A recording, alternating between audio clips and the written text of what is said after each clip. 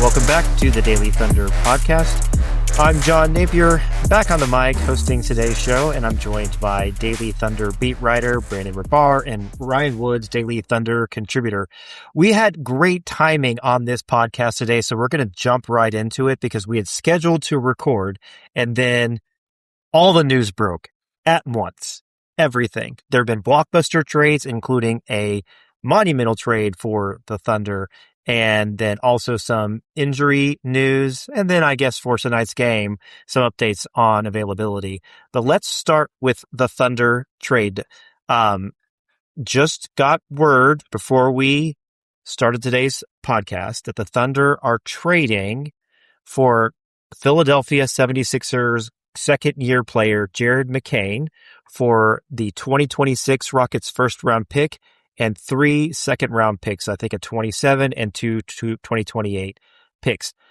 Live reaction, right? I know we haven't had enough time to catch up on the social media reaction, but Brandon, let's start with you. Immediate thoughts on this trade for the Thunder.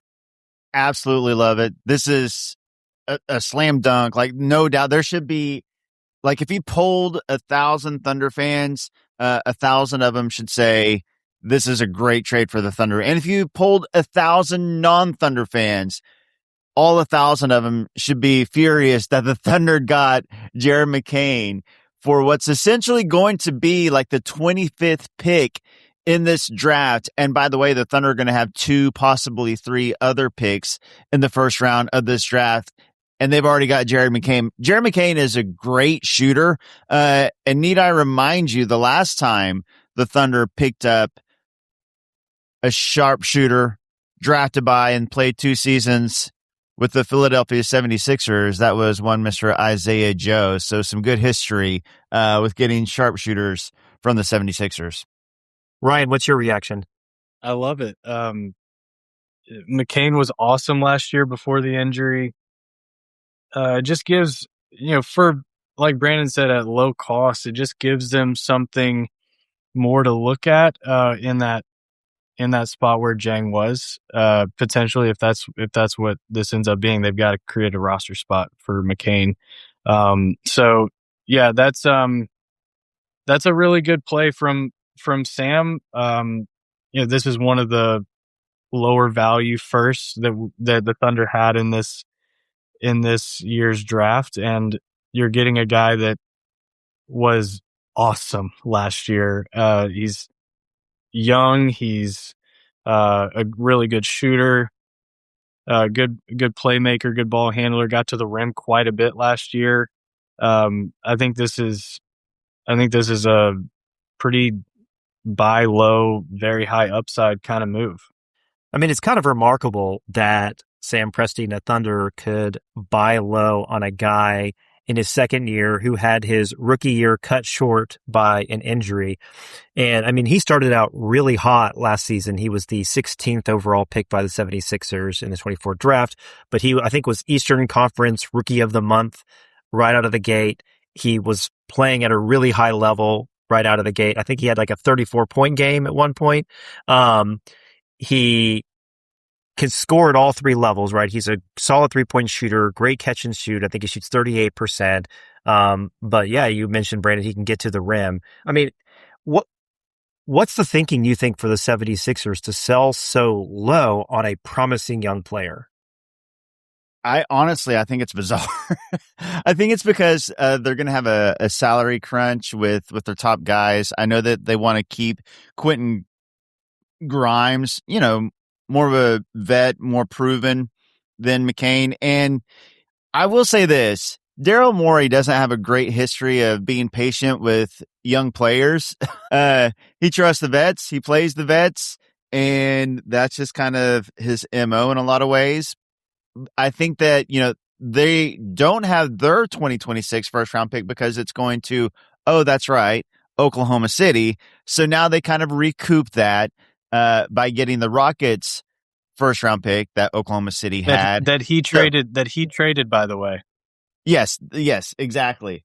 So I think it's just one of those deals. They feel like they have a team that they can compete with now, and they have a lot of guards. They have a lot of good young guards, and obviously Tyrese Maxey, Edgecombe, Quentin Grimes. And so I think it was just kind of a surplus of talent at that position. And the Thunder took advantage.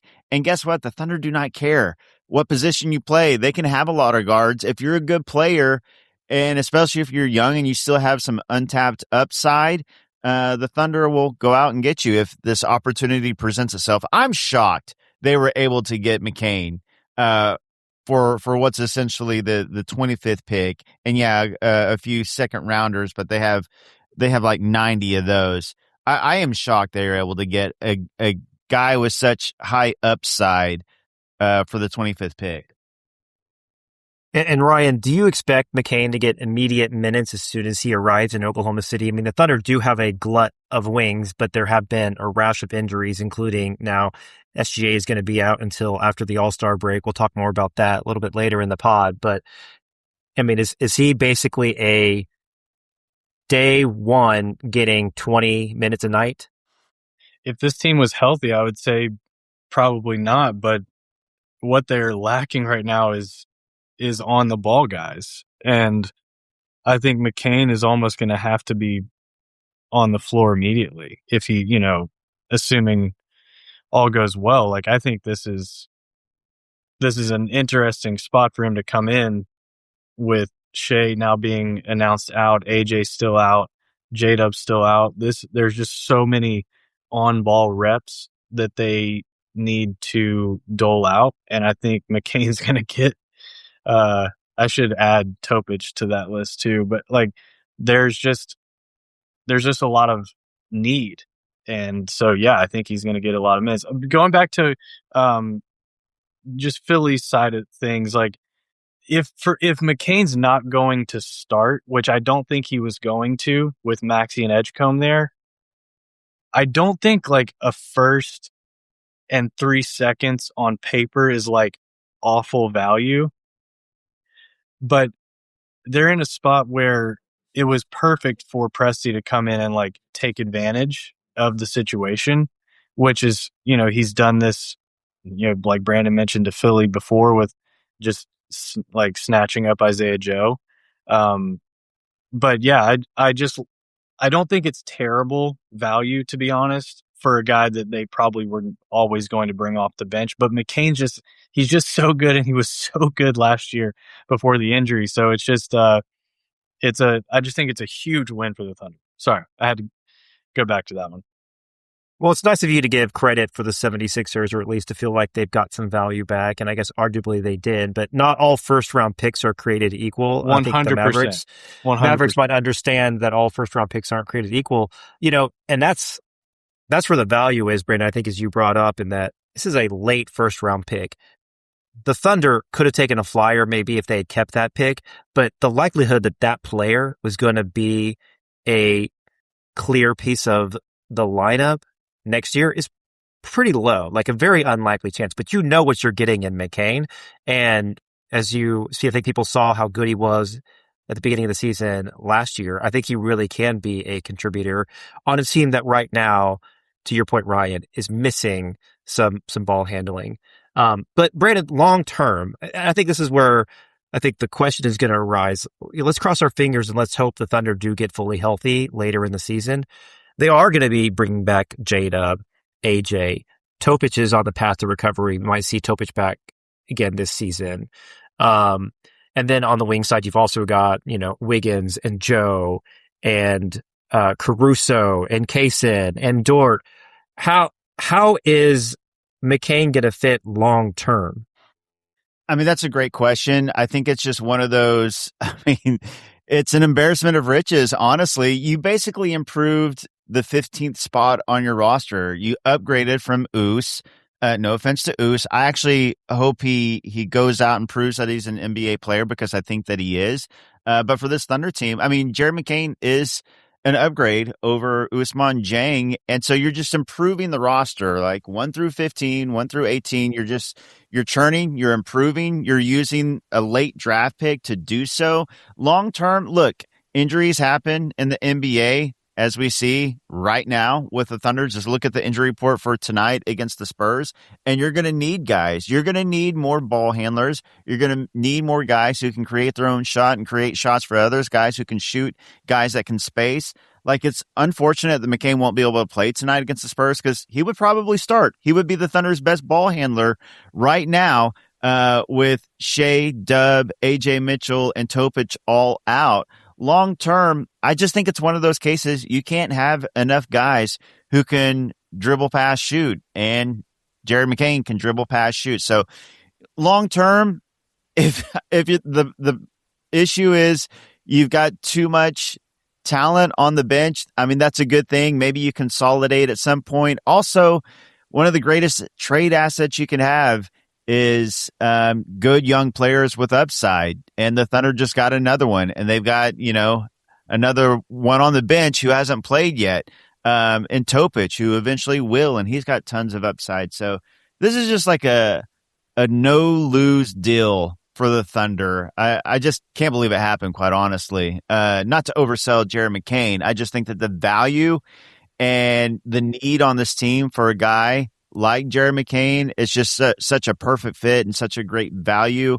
And long term, again, when the salary balloons up, those J-Dub and Chet extensions are going to kick it. The Shea Supermax, the decisions that will need to be made on role players. Anytime you can get a guy on a rookie contract with the upside of Jared McCain, I mean, it helps to fill in those gaps with role players that you're going to need when the salary goes up for the rest of the team. Yeah, and I'm actually reading some of the reactions among 76ers fan in their subreddit. Some poor person just fell to their knees in a Wawa, so I don't think they're taking it well. And he's such a vibes guy. Like, imagine the first post-game interview with Gallo. Great fit for what the Thunder do in the post-game interviews.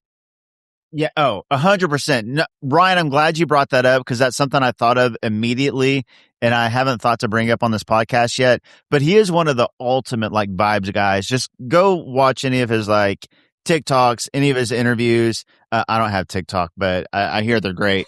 But no, he's like great. He's such a perfect Thunder culture fit. It's the perfect on-court fit, perfect locker room fit, perfect vibes fit. I'm glad you brought that up, Ryan. He's a fun dude.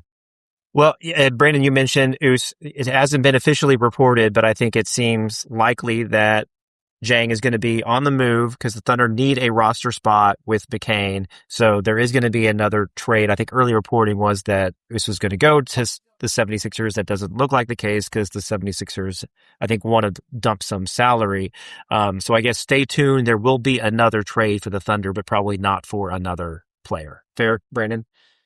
Yeah, I would say that's absolutely fair. I think that's going to happen. You're basically needing to free up this roster spot for Jared McCain, and you do that by shipping Oos somewhere like we saw with Trey Mann, like we've seen in the past with Thunder players.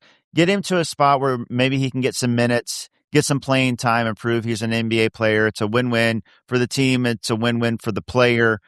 Makes a lot of sense. So yeah, another trade should be coming very soon where Oos is going to go somewhere else.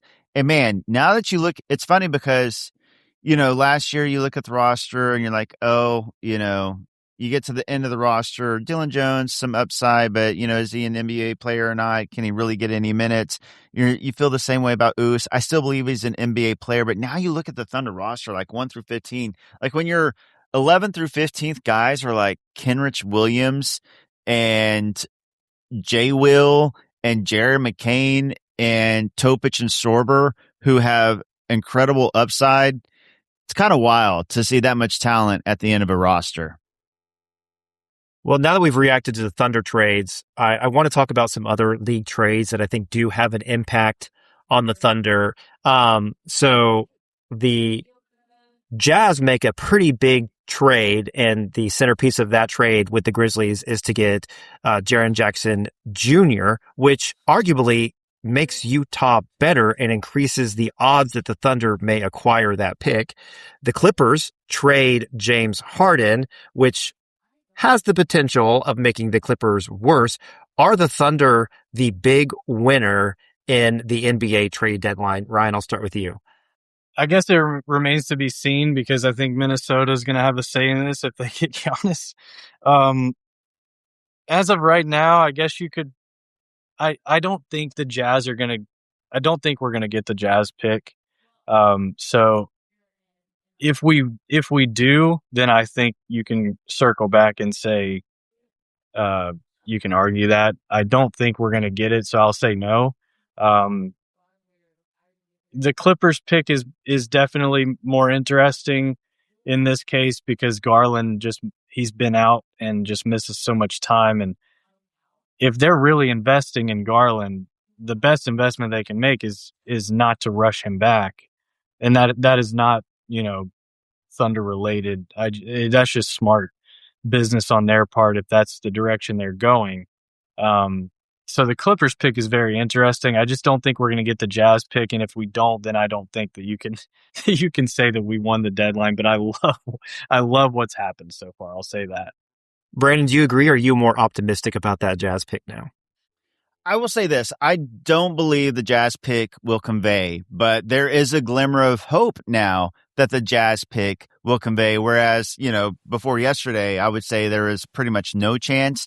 And I still think that they're going to try to tank as much as they can. Here's the interesting part. Like, obviously, they picked up Jaren Jackson Jr., and if they actually played Jaren Jackson Jr. and Lauri Markkanen and Keontae George down the stretch, they would leapfrog, I think, these teams like the Mavs and Grizzlies and Bucks who are going to all out tank the rest of the way. They're only 3 wins behind those teams. Here's the problem.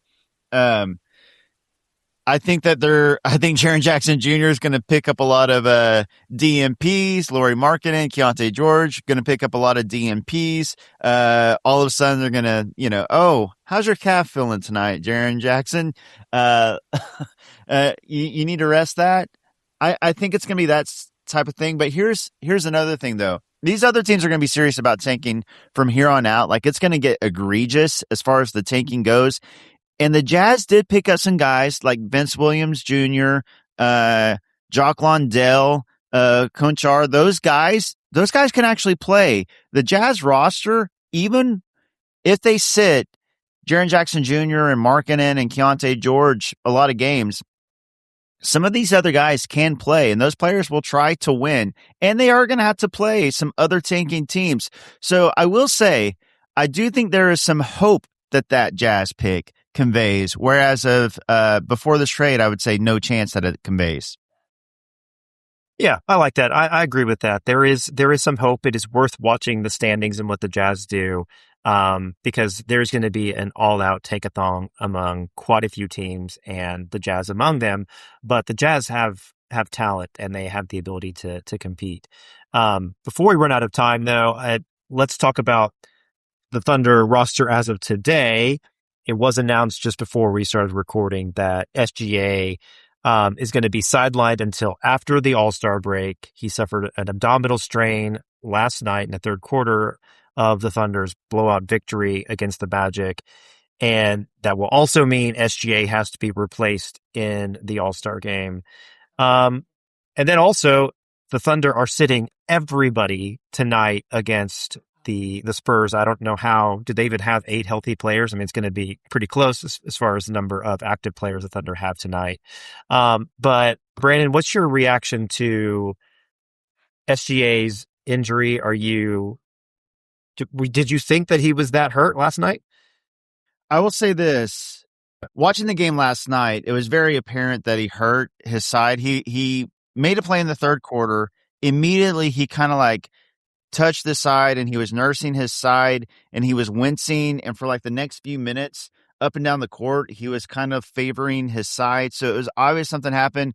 And I don't think coincidentally he started struggling to score at that point. Obviously he was going for the 20 points. He got the 20 points, thankfully, before he had to check out. And thankfully the game was well in hand by 30 or so points when he checked out.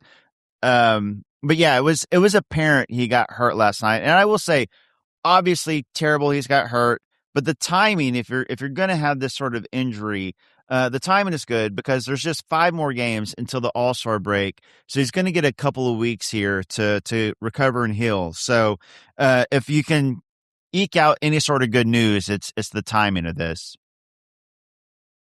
The timing is, I guess, is good that we're close enough to the All-Star break, gives them some time to heal. But, the Thunder's next 5 games prior to the break are the Spurs, Rockets, Lakers, Suns, and then Bucks. I mean, Ryan, with the shorthanded nature of the team, how many wins do you see the Thunder getting over the next 5 without SGA? I think they would do well to get a game, if I'm being honest. It's just it's a tough, we were talking about this even before, just projecting that this was such a, difficult part of their schedule. Spurs, Rockets, Lakers, Phoenix, Milwaukee. I think you can look at that Milwaukee game as a game that you'd love to get before the break, but I think the next 4 games are going to be really tough if they, assume if AJ doesn't come back pre-break. I think it's going to be very tough. Not to say they can't, because I think they have a lot of talent on this team, and they've shown to be multiple, and they've shown to win in these circumstances before. But AJ, they really need AJ, as they have for since he's been out, but they really need him now. Thank goodness Brandon, for that. Do you think? Thank goodness for that Bucks game. Yeah. Yeah, I mean, Brandon, do you think we're going to see AJ before the All-Star break? I'll be honest. I'm not sure. We haven't really been given a timeline on AJ Mitchell. I agree with Ryan. A lot of this depends on AJ. If he were to play, that's a game changer. I think they could pick up a couple of wins, assuming that, Chet and Hartenstein and Dort and Caruso and all those guys play. But obviously this team is completely different with and without Shea. Like, that goes without saying. Like, ignore the social media narratives. This team is completely different without Shea, especially with J-Dub out as well. Like, not having until after the All-Star break, you don't have your 2 All-Stars from last year, your 2 All-NBA players from last year. This is a very talented roster. But that is a very big blow. All that said, if you do have AJ Mitchell, Chet, Hartenstein, Caruso, Dort, now McCain, Isaiah Joe, Wiggins, like, maybe they can upset a team or 2. Don't see it happening tonight, obviously, against the Spurs on the second night of back-to-back with 10 of the 15 roster guys out. But could they pick up a win against the Lakers or Suns? Sure. I think that's possible. So I think you just hope that you can get 2 out of these 5 would be a big win, I think, considering all these injuries. Sorry to jump in. Breaking news from Shams. This is just more funny than anything. The Bulls are trading Kobe White and Mike Conley Jr. to the Hornets for Colin Sexton and Ousmane Dieng. They are reporting Dieng being traded from the Hornets to the Bulls, and I haven't seen anything official from the Thunder to the Hornets yet. Very interesting. Very interesting. So, I mean, I don't know if this is like a 3-team deal, but I don't know how they can say Dieng hasn't been reported to the Hornets yet. But anyway, I totally agree with Brandon. Brandon, I wanted to ask really quick about McCain. Do you think the McCain deal is that a signal at all that AJ might be more injured than we know? I think that the Thunder do this deal regardless, just because it's such a good deal. Like, this opportunity present itself. You take this deal, even if AJ, Shea, Dub, everybody, the whole roster is fully healthy. I think that you make this deal because it's such a no-brainer, slam dunk deal.